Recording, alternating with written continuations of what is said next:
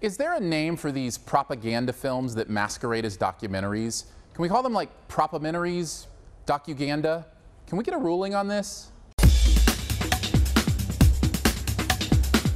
America, Imagine a World Without Her is the latest propumentary from conservative thinker Dinesh D'Souza, who also brought us 2016 Obama's America a couple years ago. He's back now, not only to tell us how right he was, but to warn us again about the evil left-wing conspiracy set to destroy this country.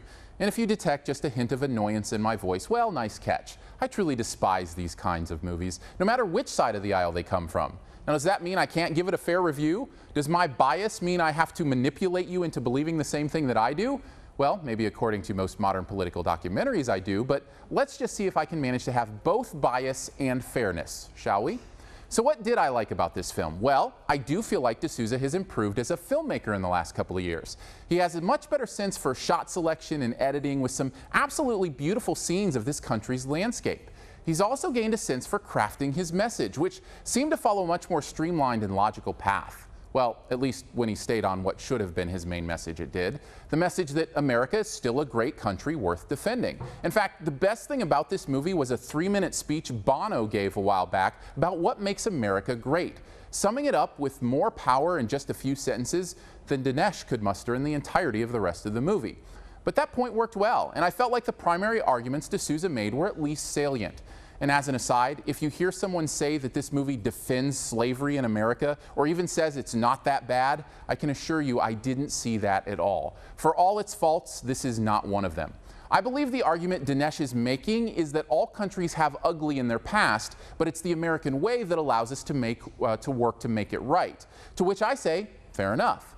And if the movie were just this defense of America, I might actually give it some credit. But it's not. Make no mistake, this is a direct sequel to his last movie, which is really frustrating for a couple of reasons. Number one, the title and marketing led me to believe the movie might be a pretty cool thought experiment about what the world would look like if America never existed. That's actually a pretty cool idea, and in the right hands could make for some compelling filmmaking. These are not those hands. That concept is touched on at the beginning and then never addressed again till the very end. This is not a high-concept movie. It's a political witch hunt under the guise of a thought experiment. Dinesh has an agenda, and it bleeds off the screen right from the beginning. Again, it's not the stuff about loving America that shows it. It's the follow-up that tries to directly tie Obama to undermining America at its core. The movie even goes to great pains to bring Hillary into the mix as well, likely in anticipation of the 2016 election. I mean, it's not like Dinesh is the only filmmaker pulling this nonsense. Michael Moore did it with Bush, and Spurlock did it with McDonald's. But no matter who's doing it, it ruins the movie's engagement when you can see the manipulation just dripping off the screen. At the end of the day, America has an interesting defense buried in some of the same old political manipulation. Though his filmmaking has improved quite a bit, it's still hard to sit through when you feel like someone would rather brainwash you than actually have a conversation. Watch the Bono clip on YouTube and save yourself the $10. I give it a D+.